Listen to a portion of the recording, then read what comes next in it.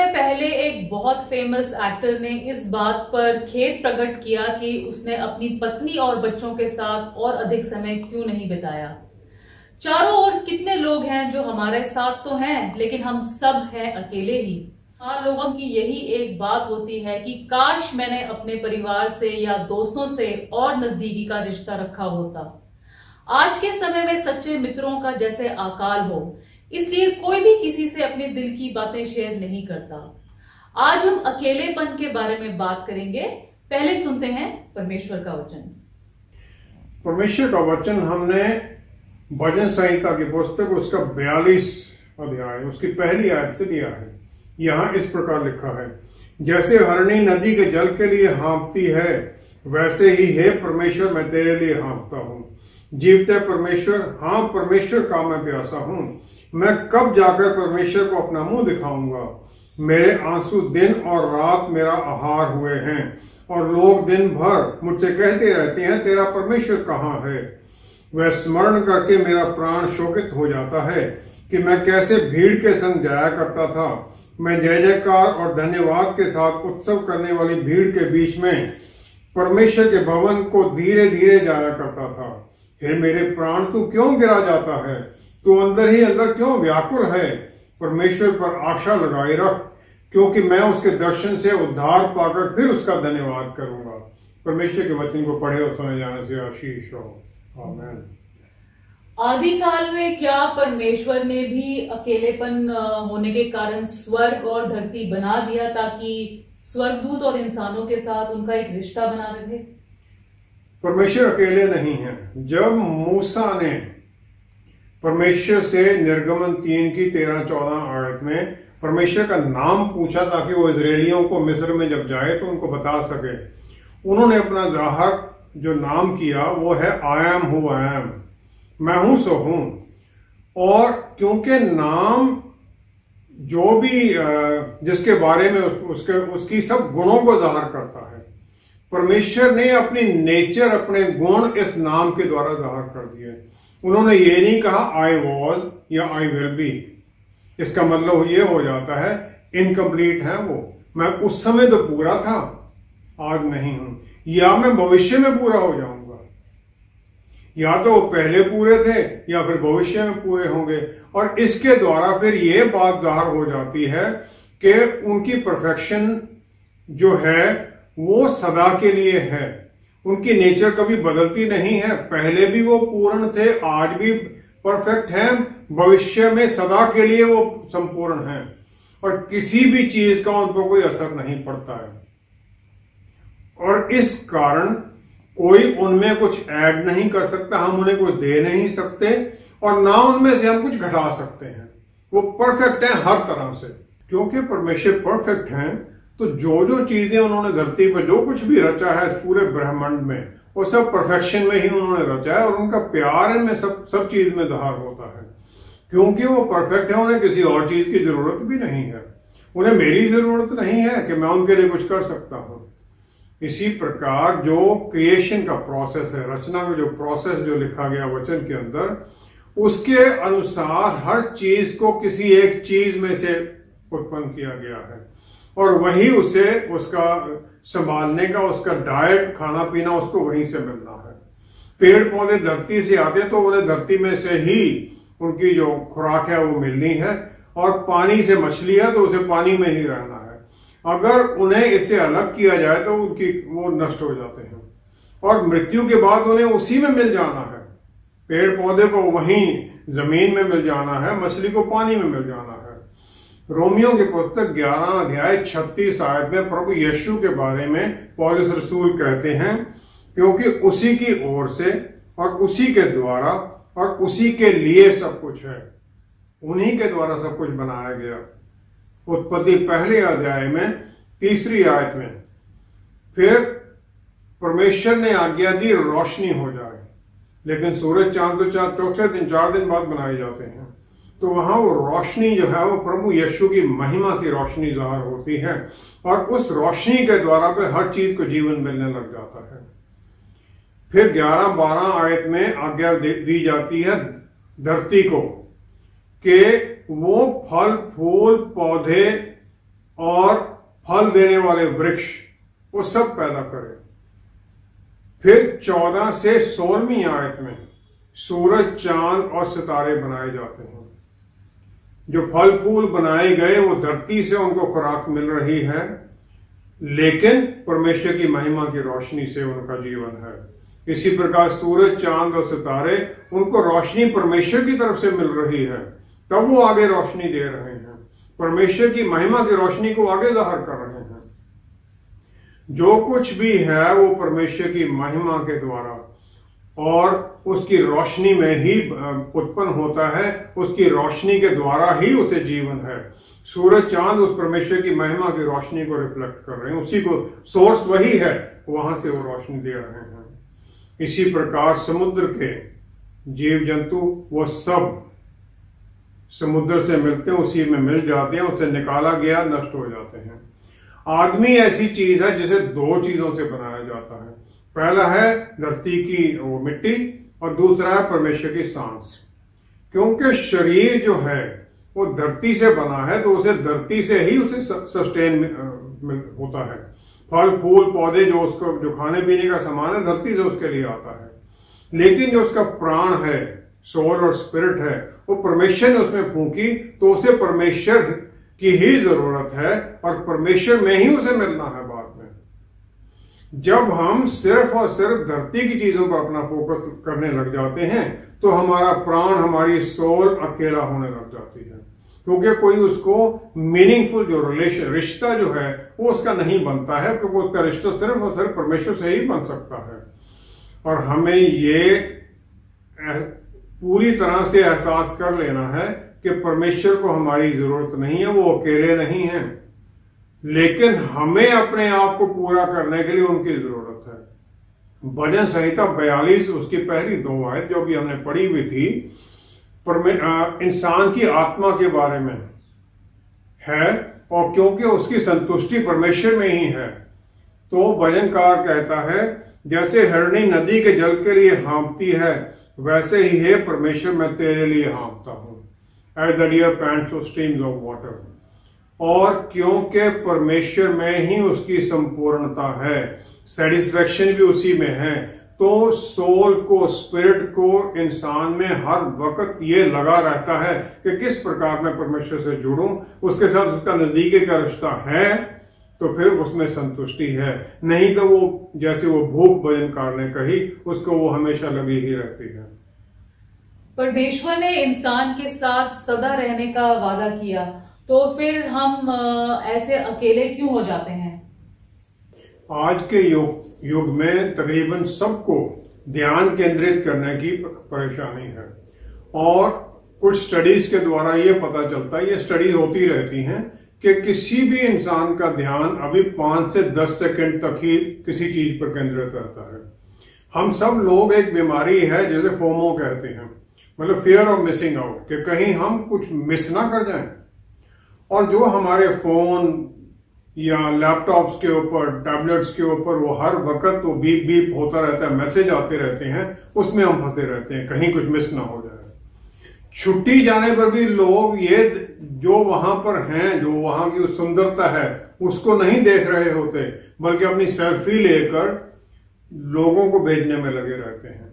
वापस आने पर उस जगह के बारे में कुछ पूछा जाए तो बहुत लोगों को उसका पता ही नहीं चलता वहां क्या था। और हम सब लोग एक लिस्ट बनाते हैं कि हमने ये करना है, लेकिन वो मिस कर जाते हैं क्योंकि समय नहीं होता है। तब तक कोई नई चीज आ जाती है जो हमारा ध्यान पकड़ लेती है, और फिर हम सबको उनकी पोस्ट के द्वारा देखने लग जाते हैं, जो उनका फेसबुक पर या इंस्टाग्राम में या व्हाट्सएप पे मैसेज आ रहे हैं, और फिर हम डाह करने लग जाते हैं वो इतना आनंद में हैं और हम यहाँ अकेले हैं। दूसरों के साथ होते हुए भी फिर हम अकेलापन महसूस करने लग जाते हैं। और ये जो तरह तरह की ऑप्शंस हैं ये हमें हर वक्त अशांति में डाल के रखते हैं, और फिर हम हर वक्त एंग्शियस रहते हैं। ये हमारे मन में भावना चली रहती है कि हमें कुछ और करना चाहिए, जो यहाँ है जहां पर वहां हमारी संतुष्टि नहीं होती है। और कभी भी फिर हम प्रेजेंट में नहीं बल्कि भविष्य में या कुछ और ढूंढते हुए जी रहे हैं। उत्पत्ति 2 अध्याय 18 से 24 आयत तक। इंसान को बनाने, आदमी को बनाने के बाद में परमेश्वर ने ये कह दिया, ये अच्छा नहीं कि आदमी अकेला हो, मैं उसके लिए उसके जैसा एक साथी बनाऊंगा। लेकिन ये बोलने के बाद में परमेश्वर जैसे भूल ही जाते हैं। उन्होंने फिर वो जानवर बनाए, सब कुछ बनाया, पशु पक्षी बनाए, उन्हें सब कुछ लेके आते हैं आदम के पास कि वो उनको नाम दे, और वो नाम देता है सबको। फिर 20 आयत में जब ये सब कुछ पूरा हो जाता है, फिर परमेश्वर देखते हैं, फिर परमेश्वर कहते हैं 20 आयत में, परंतु आदम के लिए कोई ऐसा सहायक ना मिला जो उससे मेल खा सके। परमेश्वर जीव जंतुओं में, जानवरों में तो उसके लिए कोई सहायक नहीं ढूंढ रहे थे, लेकिन इसके बाद में फिर परमेश्वर उसकी पसली को निकालते हैं जो कि हार्ट, दिल, मन के, हार्ट के पास है, और उससे उसे औरत बना देते हैं ताकि दोनों का एक नजदीकी रिश्ता हो, प्यार का रिश्ता। 24वीं आयत में आदम औरत को देखने के बाद में कह देता है कि इसका नाम नारी होगा क्योंकि यह नर में से निकाली गई है। इस कारण पुरुष अपने माता पिता को छोड़कर अपनी पत्नी से मिला रहेगा, वे एक ही तन बने रहेंगे।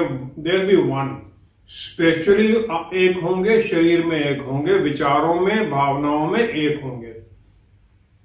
उत्पत्ति 3:12 में जब पाप आ जाता है, परमेश्वर के पूछने पर आदम का जवाब क्या होता है? वो उन्हें ही ब्लेम कर देता है। वो कहता है जिस स्त्री को तूने मेरे संग रहने को दिया, उसी ने उस वृक्ष का फल मुझे दिया। आपने मुझे औरत दी तो उसने मुझे यह फल खिला दिया। और फिर वो 20 आयत में उसका नाम रख देता है हवा, क्योंकि जितने मनुष्य जीवित हैं उन सब की आदि माता वही हुई। और वो कहता है कि तू मेरे से भिन्न है, तूने पैदा करना है, मेरा काम कुछ और है, तुम्हारा काम एक है। वो जो एक वननेस थी वो यहां पर भिन्नता में आ जाती है। 16वीं आयत में जब उसके काम के बाद में परमेश्वर उसे बता रहे होते हैं इसका फल क्या निकलना है, तो वो औरत को बताते हैं कि तेरी लालसा तेरे पति की ओर होगी और वह तुझ पर प्रभुता करेगा। Your desire shall be for your husband and he shall rule over you. यहां पर इब्रानी भाषा का शब्द तशूका इस्तेमाल किया गया, जिसका मतलब है डिजायर, लॉन्गिंग, लालसा उसकी तरफ, और उसको कंट्रोल करने के लिए भी, ये भी उसी में है। उत्पत्ति 4:7 आयत में जब काइन को परमेश्वर वार्निंग देते हैं कि पाप तेरे द्वार पर खड़ा है, उसकी इच्छा है तेरे ऊपर कंट्रोल करने की, यही तशूका शब्द वहां पर इस्तेमाल किया गया है। पाप आने के बाद में इसलिए हर पल एक अंडर करंट, अंदर में एक आदमी और औरत में एक स्ट्रेस चलती रहती है, एक भावना बीच में चलती रहती है एक दूसरे के ऊपर हावी होने की। और ये इसलिए होता है क्योंकि जो हमारा बल है वो परमेश्वर है, जो सोर्स है जो हमारे बल का वो परमेश्वर है। लेकिन हम दूसरी चीजों को देखते रहते हैं क्योंकि हम उनसे अपनी इच्छाओं को पूरा करना चाहते हैं, और एक दूसरे से, पति पत्नी एक दूसरे से भिन्नता में लगे रहते हैं, और परमेश्वर के साथ उनका रिश्ता कमजोर होता रहता है। अकेलापन एक फीलिंग है जो कि शारीरिक प्रेजेंस के बावजूद भी होता रहता है। हम एक साथ बैठे हैं लेकिन फिर भी अकेले हैं, और इसका जो कारण है वो ये है कि कहीं हम अकेले आइसोलेट ना हो जाएं, दूसरों से हम कट ही ना जाएं, दूसरे हमें कहीं मिसअंडरस्टैंड ना करने लग जाएं, और फिर इसमें डर है कि कहीं हम दूसरे हमें रिजेक्ट ना कर दें। पहला शमूएल 8वां अध्याय उसकी 6-7वीं आयत में शमूएल नबी को इजरायली लोग कहते कि हमारे ऊपर एक राजा बना दे, और शमूएल का मन बड़ा खेदित हो जाता है। लेकिन परमेश्वर उससे कहते हैं वे लोग जो कुछ तुझसे कहें उसे मान ले, क्योंकि उन्हें तुझको नहीं परंतु मुझी को निकम्मा जाना है कि मैं उनका राजा ना रहूं। परमेश्वर कहते हैं मुझे उन्होंने निकम्मा जान दिया है। परमेश्वर के मन का जो दर्द है इस बात में दिखाई दे जाता है, लेकिन परमेश्वर अकेले फिर भी नहीं है, इससे कोई उन पर असर नहीं पड़ता है इंसानियत की तरफ, प्यार उनका फिर भी वैसे ही है। अफशियों की पुस्तक 4 अध्याय 27 आयत में हमें वार्निंग दी है कि शैतान को किसी तरह का अपने जीवन में अधिकार मत दो। क्योंकि जब हमारे रिश्तों में जब घुसने लग जाता है, थोड़ी सी हम उसको जगह दे दें, फिर वो हमारे पर अधिकार करने लग जाता है। और इसीलिए पौलुस रसूल ने हमें वार्निंग दी है। अकेलेपन का एक और भी एस्पेक्ट है, वो ये है कि परमेश्वर ने हमें बनाया जिस तरह से है, उसके अंदर एक इनहेरेंट भी प्रॉब्लम हो जाती है। आदमी एक आत्मा है और यह परमेश्वर के द्वारा दिया गया। आत्मा परमेश्वर की तरफ से आई जब उन्होंने सांस फूका, फिर उन्होंने उसे प्राण दे दिया, सोल दे दी, जो कि उसके सोचने के लिए माइंड है, इमोशंस फीलिंग्स है, उसकी हार्ट है, और उसके कारण उसका कॉन्शियस है जो उसके शरीर में है। शरीर जो है ये धरती के 5 तत्वों से बनाया गया है और इसमें 5 सेंसेस रूल करती हैं, और आत्मा ही एक है जिसका परमेश्वर के साथ मिलाप हो सकता है, क्योंकि यूहन्ना 4:24 के अनुसार परमेश्वर आत्मा है। जो आत्मिक रिश्ता है परमेश्वर के साथ, ये और भी मजबूत हो जाता है जब प्रभु यीशु का वो वायदा जो हमें मिला है यूहन्ना 14:26 में, कि हमें पवित्र आत्मा दिए गए हैं जो कि हमें सब कुछ सिखाते हैं। अब प्राण जो सोल है वो आत्मा और शरीर के बीच में लिंक है, और इसे कंट्रोल करना है शरीर को। प्राण को आत्मा की बात सुनकर शरीर को कंट्रोल करना, वो लिंक है। लेकिन जो अच्छे और बुरे का ज्ञान इंसान में आ गया, जो वर्ल्डली इस दुनिया की नॉलेज जब उसमें आ गई, पाप आ गया, तो ये जो ये ज्ञान है, इसके कारण शरीर के ऊपर इस ज्ञान ने अधिकार जमा लिया और शरीर हावी हो गया। शरीर धरती की चीजों को ढूंढने लग गया, सोल की बात सुनना बंद हो गया। और जो एक नेचुरल इंसान है उसकी आत्मा फिर चुप हो जाती है और सोल कंट्रोल करने की बजाय शरीर के कंट्रोल में अधिकार में आ जाती है। फिर वो इस दुनिया की चीजों में अपना आनंद और संतुष्टि ढूंढने लग जाता है, और जो इंसान की नेचुरल कंपोजिशन है वो रिवर्स हो जाती है। उसके अंदर फिर सदा के लिए ये दुनिया की चीजों में भूख पैदा हो जाती है और फिर उसकी लालसाएं इनमें फंस जाती हैं। फिर जो कुछ भी उसे मिलता है वो और उसे चाहिए, और इस डोमिनेशन में जो अकेलापन है वो इनहेरेंट है, वो होना ही होना है। फिर हमारे बहुत मित्र होते हुए भी हम हर एक इंसान अपनी अपनी भूख में लगा हुआ है, उसे पूरी करने में लगा हुआ है, और उसके अंदर एक युद्ध चलता रहता है। और इसके कारण रिश्तों के अंदर भी हम अपनी पर्सनल संतुष्टि ढूंढने लग जाते हैं और शांति कभी नहीं, सेटिस्फेक्शन नहीं मिलती है। तो फिर इंसान में दोहरी प्रवृत्ति हो गई है।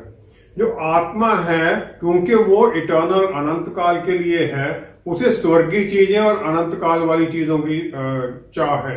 शरीर क्योंकि नष्ट होने वाला है, उसे नाश होने वाली चीजों की चाह लगी रहती है।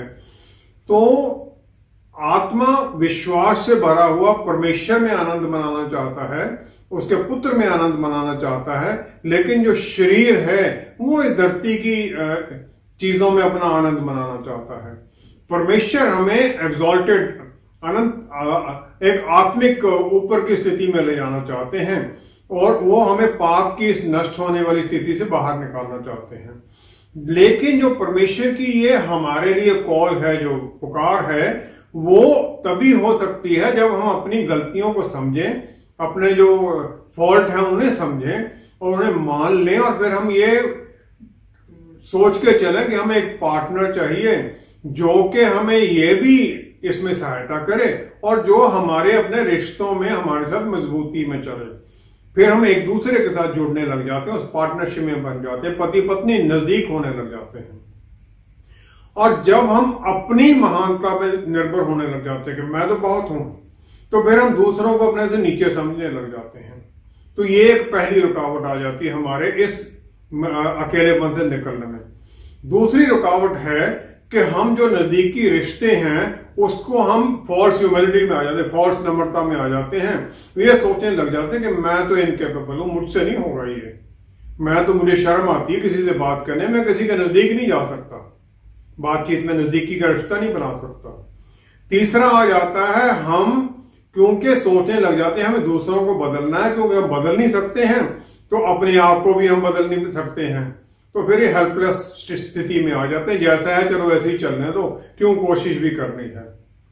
हम किसी को प्यार करते हैं या उसका मित्र बनते हैं उसके उन गुणों को देखकर, लेकिन जो ही हम नजदीक होने लग जाते हैं तब हम उसे बदलने लग जाते हैं कि उसके लिए हमारी एक प्लान चल रही है।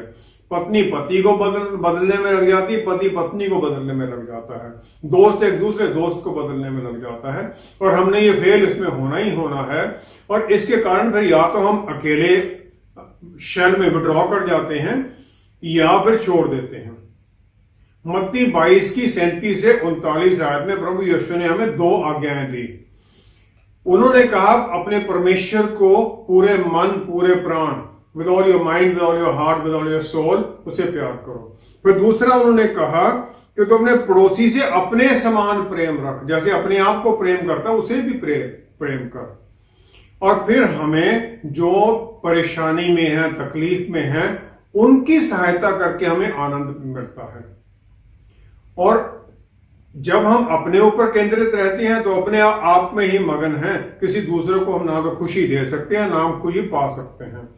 जब हम अपना केंद्र बिंदु बदलने लग जाते हैं दूसरे लोगों के ऊपर, तो पहले तो हम ये देखते हैं कि दूसरों की परेशानियां क्या हैं, तो हमें अपनी परेशानियां छोटी लगने लग जाती हैं।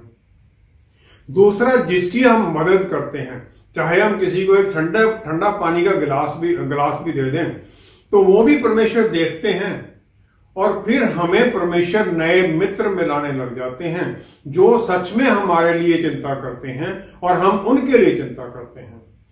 परमेश्वर हर पल हमारे साथ हैं, लेकिन हमें उनको देखना पड़ेगा दूसरों में, और ये तभी होता है जब दूसरे लोगों से हम मिलते हैं।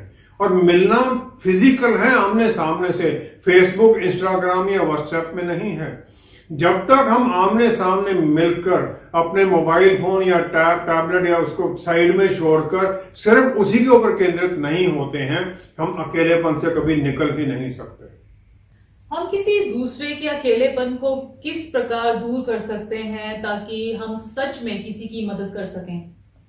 कुछ समय पहले तकरीबन आधी रात को हमें एक यंग जवान लड़के की कॉल आई कि वो अपने पिता, जो कि बहुत अमीर था, उसके प्रेशर के कारण, और हमें तकरीबन 2 घंटे लगे उससे बात करते हुए, उसका ध्यान दूसरों से केंद्रित होने की बजाय अपने ऊपर केंद्रित करने के लिए। और उसके बाद में फिर उसने वहीं पर ही किसी और इलाके में जाकर अपने पिता से अलग एक छोटा सा बिजनेस शुरू किया। किसी और की सहायता उसने नहीं ली।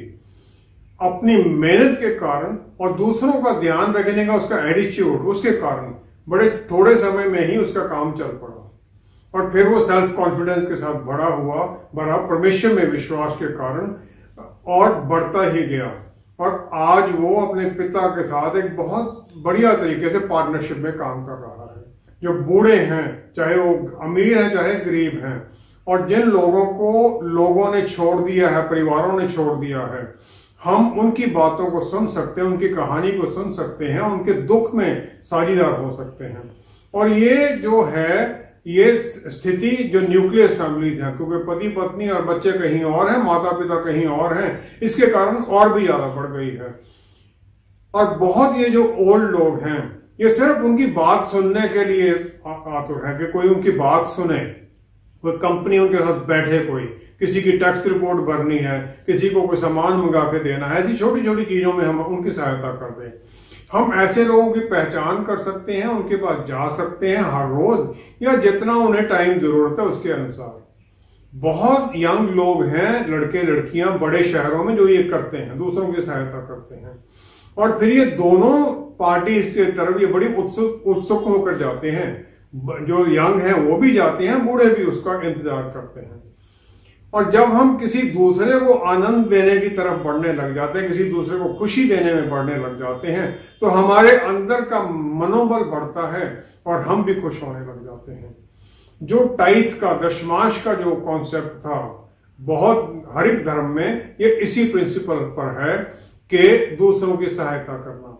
प्रभु यीशु ने जो 2 आज्ञाएं दी वो ये है कि परमेश्वर से प्यार करना अपने आप से हटकर, और उसकी जो बनाई गई चीजें उनसे प्यार करना।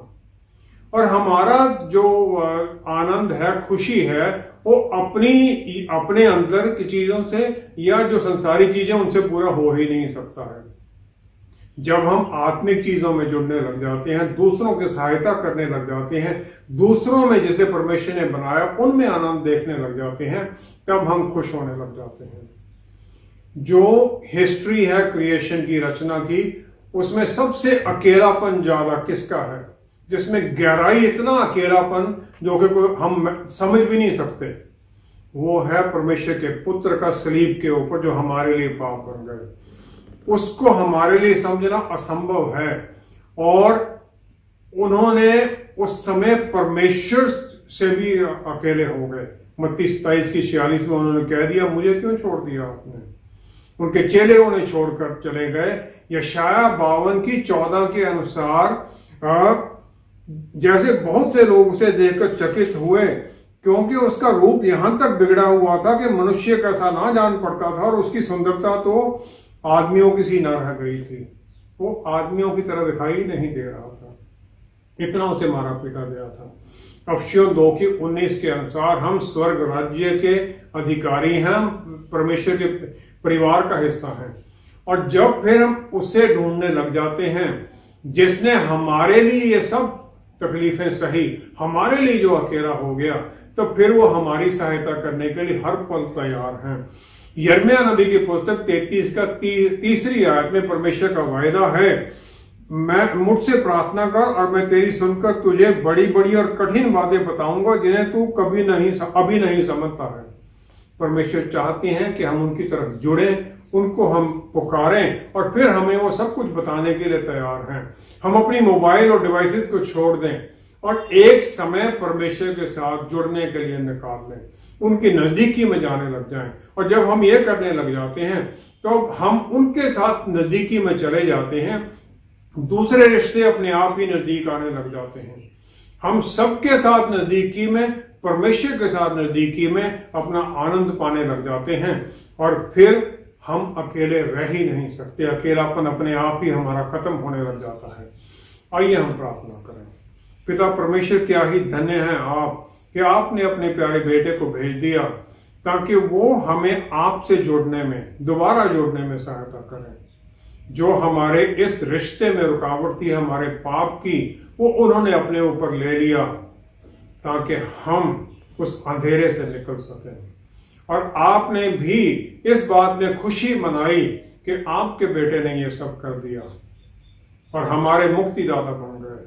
पिता परमेश्वर, आपने हमें पवित्र आत्मा परमेश्वर दे दिए ताकि हम आपके साथ जुड़े रहें, ताकि फिर हमें आपको ढूंढने के लिए कहीं इधर उधर नहीं, बल्कि अपने भीतर झांकना और आपसे नजदीकी में बने रहना। सहायता कीजिए पवित्र आत्मा परमेश्वर कि हम एक दूसरे से रिश्ते में नजदीकी में हों। पिता परमेश्वर से आपसे नजदीकी के रिश्ते में हों। प्रभु यीशु की तरफ ताकते रहें जो हमारे लिए कुर्बान हो गए। पिता परमेश्वर, सब कुछ प्रभु यीशु के पवित्र नाम में मांगते हैं। आमेन, आमेन, आमेन। हर विश्वासी के अंदर पवित्र आत्मा परमेश्वर रहते हैं, और जब परमेश्वर हमारे साथ हमें सब कुछ सिखाने के लिए तैयार हैं, तो हम अकेले कैसे रह सकते हैं या फिर डिप्रेशन में कैसे जा सकते हैं। हम अकेले तभी तक ही हैं जब तक हम प्रेजेंट में नहीं बल्कि पास्ट या भविष्य में जीते रहते हैं। आज का दिन परमेश्वर ने बनाया है और हम इसमें आनंदित होंगे। Thank you so much for joining us. See you next time. Stay blessed. Shalom.